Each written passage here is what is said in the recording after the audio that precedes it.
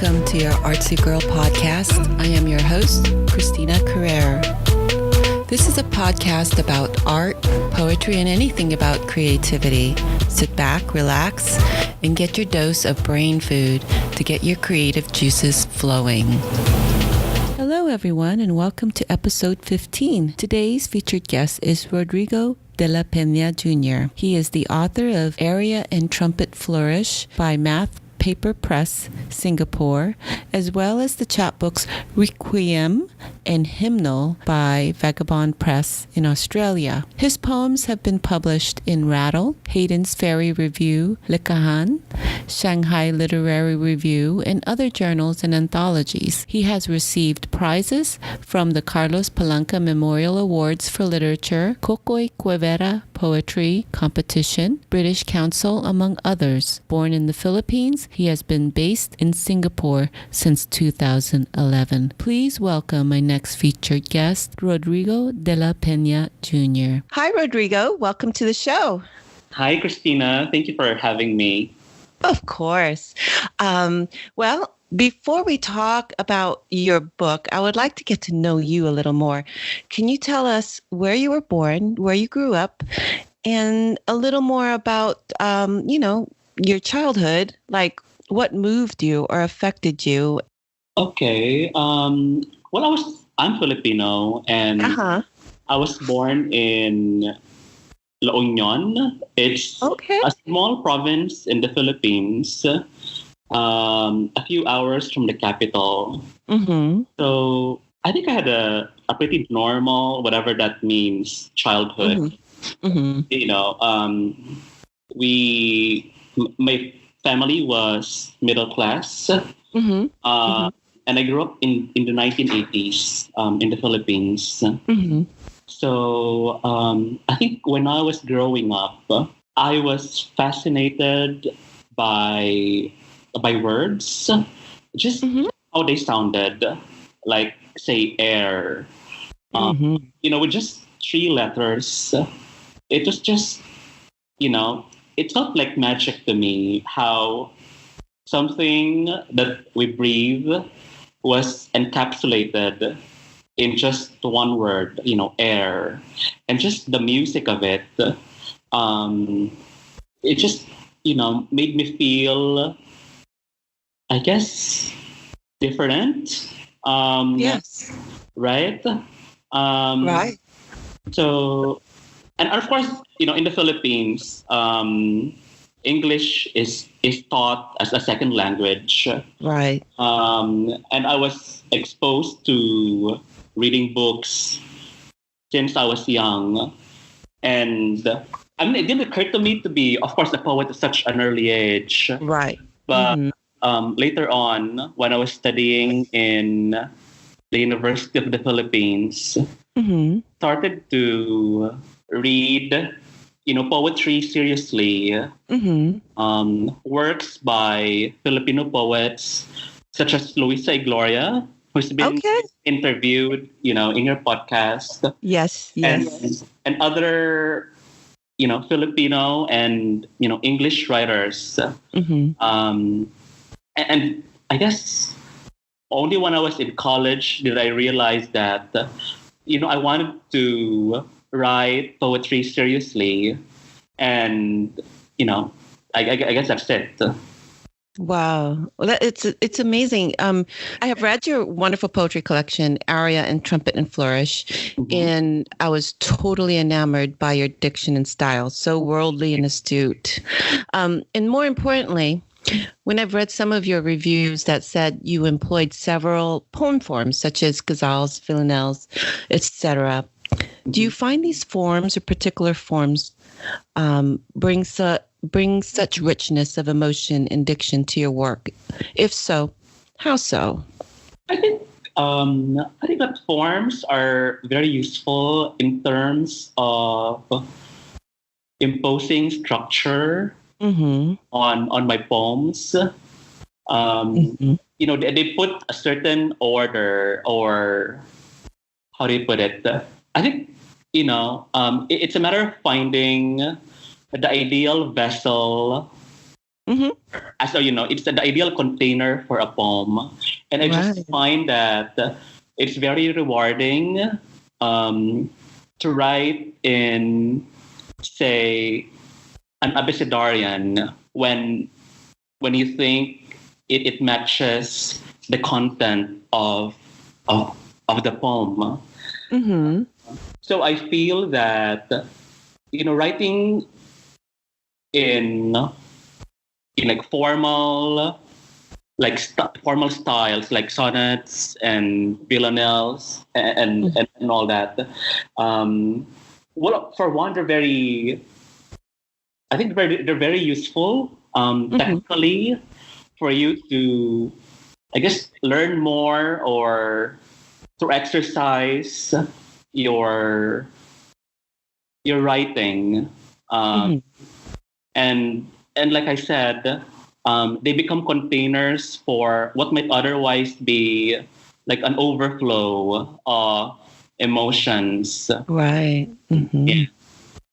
I think you best describe that. I guess the same way that, especially shorter forms are jam-packed with intensity, like tankas and haikus and all that.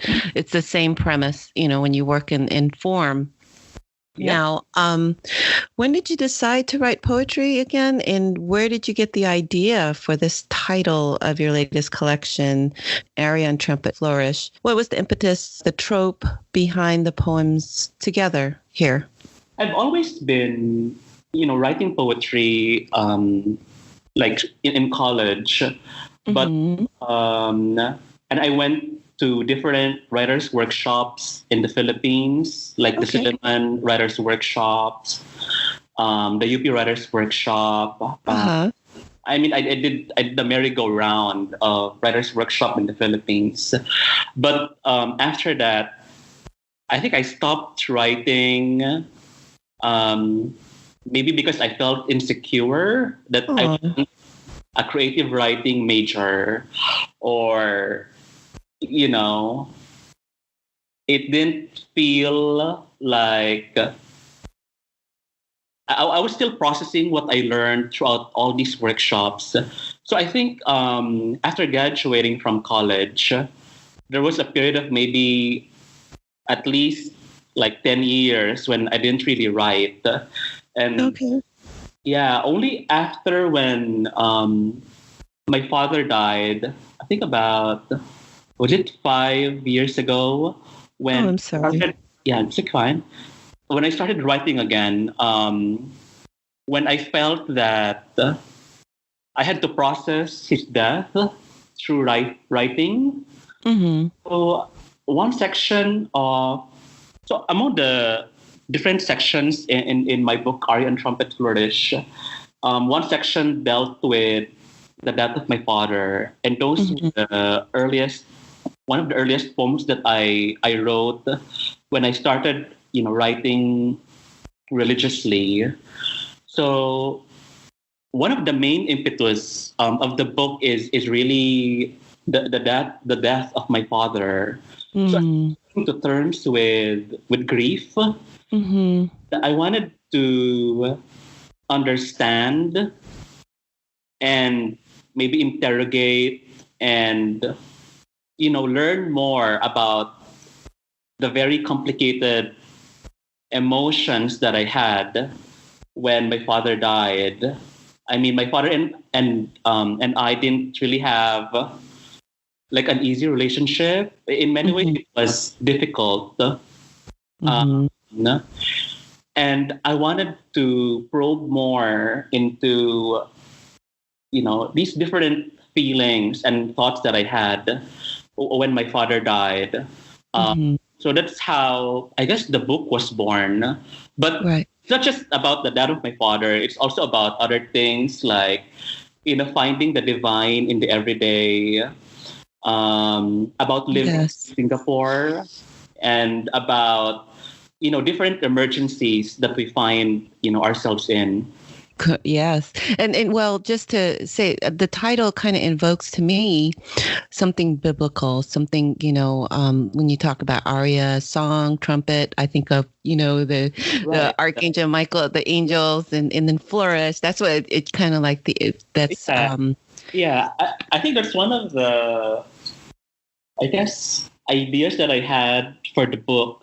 I also wanted to, I guess, learn more about the divine and about my spirituality. Right. I am Roman Catholic, as most Filipinos are. Yes. And, I wouldn't say I'm deeply religious, but I question God all the time. Like, what are these disasters? Or how can we find God in like all these everyday mundane things? Right. I think when I wrote the book, or when I wrote the poems that dealt with God, I wanted to, I guess I wanted to question my faith, and I wanted to see, because it's so difficult to process the idea of God, such a divine entity. And I wanted to see, like, how can the idea of God be seen in like everyday things. And I wanted to, I guess, I wanted to also find the music in the everyday, finding the aria, or finding the song through the daily like activities that we have. Right. And I just find that you do have great musicality in your poems also. Are there any poems you'd like to share? Okay. I think maybe we can start with, right. Let's do Here Said the Ocean, which is a short poem that appeared in Rattle.com. So this was written as the editor's choice for a painting. So it's an ekphrastic poem based on an artist's painting. Okay. So Here Said the Ocean. Here said the ocean. Here said the ocean to the ship. And here said the towering sails to the wind. It was good, and there was evening. Here said the body to music. Oh, here said the lyre to the bones of the ear. And it was good, and there was morning. Here said the breath, said the murmuring heart, said the blank face of paper to the ink. Yep. Oh my goodness. That was beautiful. Thank you. Wow. And I like the way you make the leaps and associations there, Yeah, I think poetry is mostly about connecting the dots between different images and ideas and trains of thought. And it's our job as poets to really connect all these different elements that we see or hear or observe. Right. Wow. It just gives me chills. Can you tell me, I know you mentioned Luis y Gloria, who were your other earlier influences, you think? Okay. I think there are a lot. Yeah. Maybe I'll talk about who I'm obsessing with, like at the moment. Yeah. Like right now, I'm reading a lot of Paisley Rekdal. Okay. Yeah. I love her work. It's, like she does a lot of ekphrasis as well, and I'm fascinated by, how she takes an idea and really runs with it, like really stretches an idea to different possibilities. I'm also fascinated by Natasha Trethewey. Yes. Uh-huh. I love her work that deals with, history and identity. And I guess those are themes or subjects that I'm also grappling with right now. That's why I find their works to be, very enriching and rewarding when I read them. Yes. What are your current projects and future goals? I just finished my second manuscript. It's called Tangere, and it's lifted from Noli Me Tangere, which is a novel by Jose Rizal, the Philippines' national hero. So what I did was I made a poem out of each chapter in Noli Me Tangere. Wow. So I wanted to, I guess, interrogate and take a different approach on reading Jose Rizal, and, the great Filipino novel of Noli Me Tangere. That's going to be interesting to me. You know why? Because I think, when you Jose Rizal, do you find that collection is going to be a little more political? I think so. Of course, Jose Rizal was an expatriate, was an ilustrado who studied and worked in Spain. So I think it also mirrored my experience as a diasporic Filipino writer, who now based in Singapore. And I felt that, we had parallel experiences.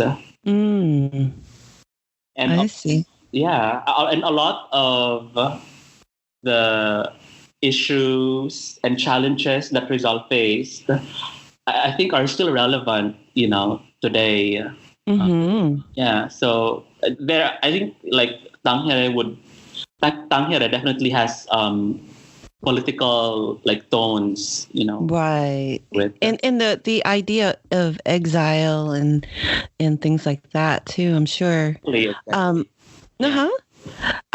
Do you do other art forms or forms of expressions as well?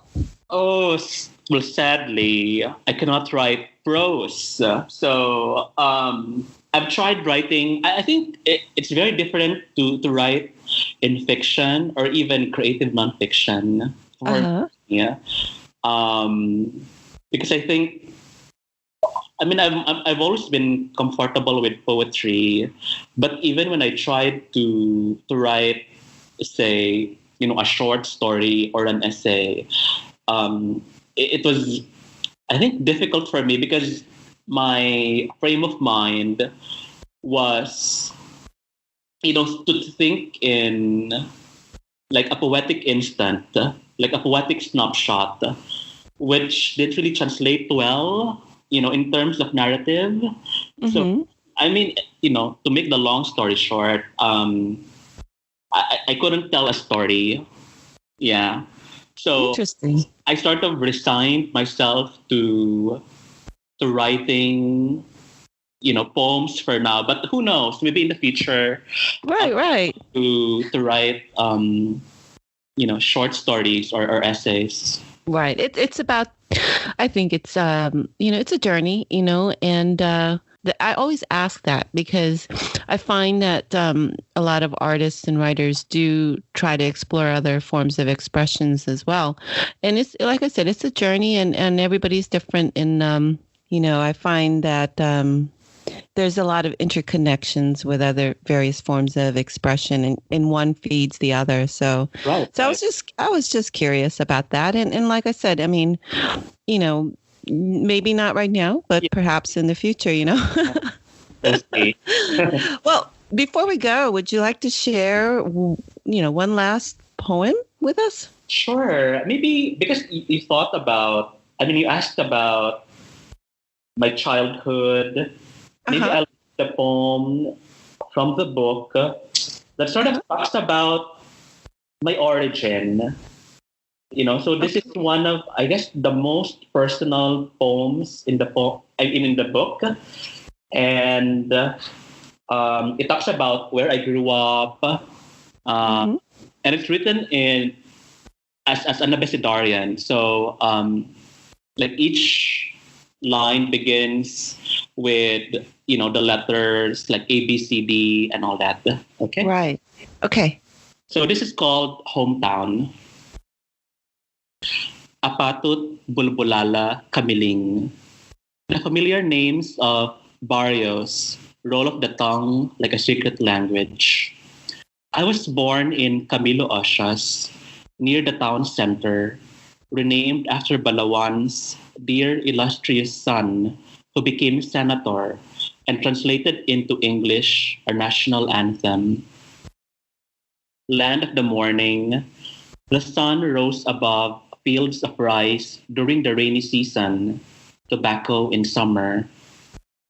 Grandfather's name was a golden ticket, one that guaranteed hospitality, front row seats at the plaza come fiesta time. Instead of fast food outlets, we trooped to Tres Hermanas for noodles, jukebox playing records from the 70s and 80s. A few kilometers away, the crags of South China Sea, waves licking the shores of Parawir, where we once owned a beach house. Much later, we left town, my father imposing self-exile, never to come back until after he died, ashes in a marble urn. Our orbit remained around Balawan, La Union, with gossip passed along the grapevine of how relatives bickered and quarreled over small-town politics. What does it mean to return when in all those years of being elsewhere, our hometown stayed in our mind, the tug of memory holding us no matter the distance? Weeds overran my mother's garden, while ungathered fruits fell from trees, overripe and heavy, their sweet decay veiling the house we left empty. In another part of the world, the cold burrows into your bones, and each night you look at the map where X marks the spot, a satellite view of the streets you walked, the church you went to as a child. It is as though you still live in the time zone, sun-drenched at this hour, the pinnate leaves of mimosa opening. Wow. That I can so relate to that. So I grew up, my family is from the Gupan city, actually Banuan Blue Beach. Wow. Yes, in Pangasinan. And I distinctly, it reminds me, when you think of, because I haven't been there since 85. Oh, okay. So I can, I wrote several poems and My Barrio by the Sea, things like that. Yeah. So I could so totally relate to that. And the musicality in your poem and the diction is just amazing. And I thank you so much for sharing that. Oh, thank you for having me again. Yeah. It's wonderful,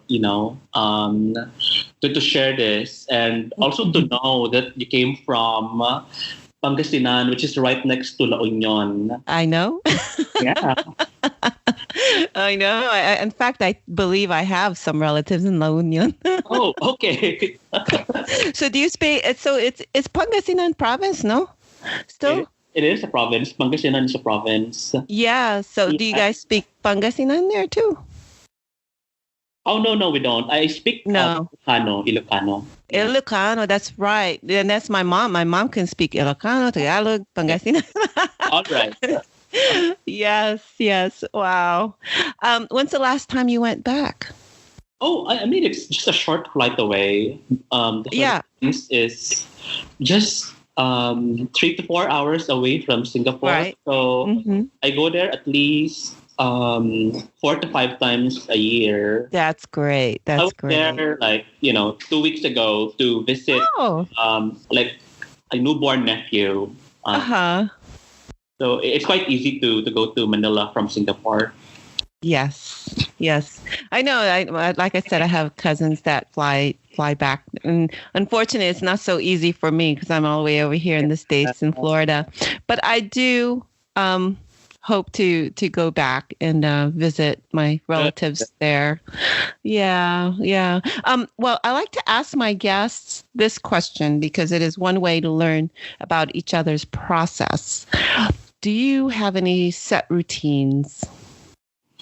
I think I try to write like almost every day during the morning before I go to work. I mean, I just have a short window, so I try to make the most out of it. So before I go to work, I try to write, maybe a few lines that come to me. Like I said, I have a day job and it takes a lot of energy. Doesn't it? Yeah. And, writing. So I try to write before my energy levels are, depleted. Right. Which is to say, at night, I sort of just do Netflix or right, and I can't write anything. So I do most of my writing maybe for an hour, in the morning. So I try to carve that,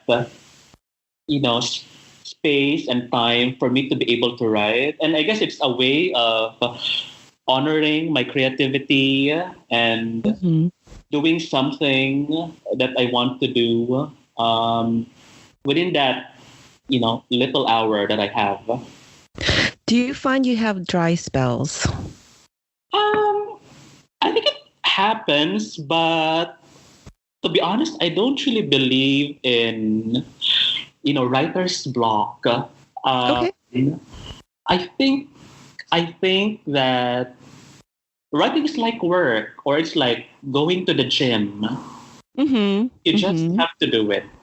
Yes. Yes. And of course, there are times when I feel so uninspired, or I feel like the lines are not really working. But I think what's important is that you're able to sit down and face the blank page and try to, make things happen. So I don't really believe in, I have to be inspired to write.